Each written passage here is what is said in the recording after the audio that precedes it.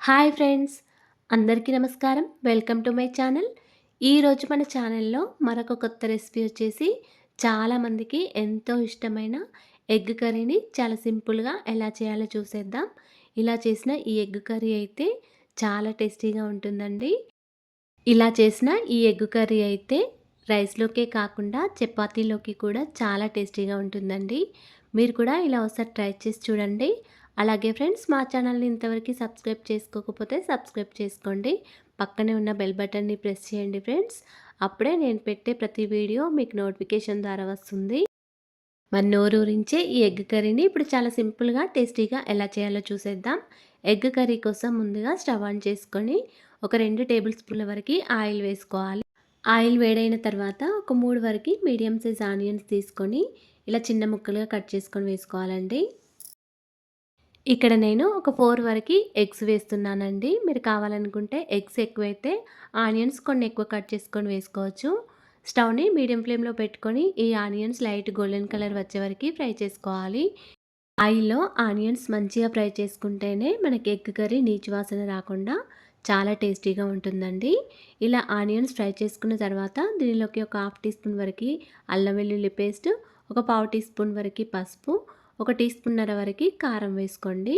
మీరు కారం కొంచెం తక్కువగా కావాలనుకుంటే ఒక టీ స్పూన్ వరకు వేసుకోండి.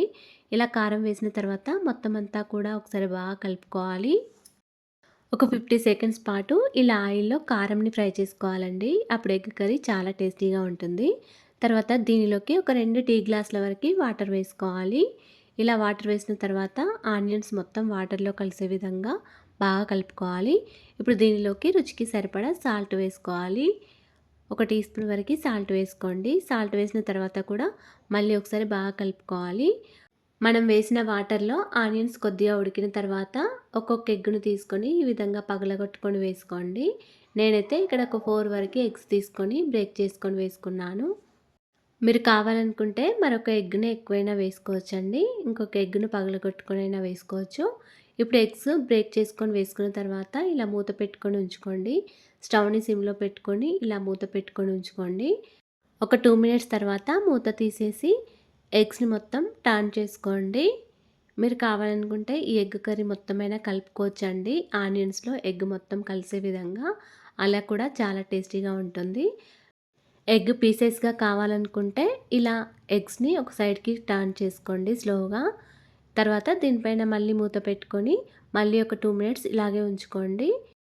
మళ్ళీ ఎగ్స్‌ని మొత్తం ఒకసారి టర్న్ చేసుకోండి ఎగ్ పీసులను. ఇవి ఆయిల్‌లో మంచిగా ఉడకాలండి. అప్పుడు ఎగ్ కర్రీ చాలా టేస్టీగా ఉంటుంది.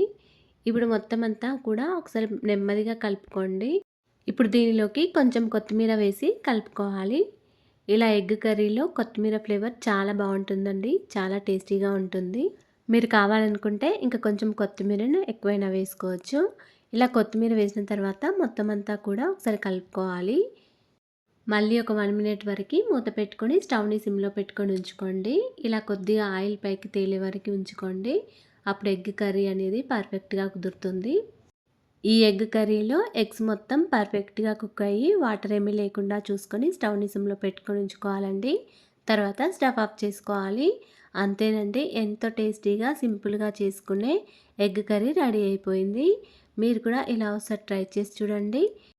ఇలా చేసిన ఈ ఎగ్ కర్రీ అయితే అన్నంలోకైనా చపాతీలోకైనా చాలా టేస్టీగా ఉంటుందండి. పిల్లలైతే చాలా బాగా ఇష్టపడతారు ఎగ్ కర్రీని. మీరు కూడా ఇలా ఒకసారి ట్రై చేసి చూడండి. అలాగే ఫ్రెండ్స్, మా ఛానల్ని ఇంతవరకు సబ్స్క్రైబ్ చేసుకోకపోతే సబ్స్క్రైబ్ చేసుకోండి.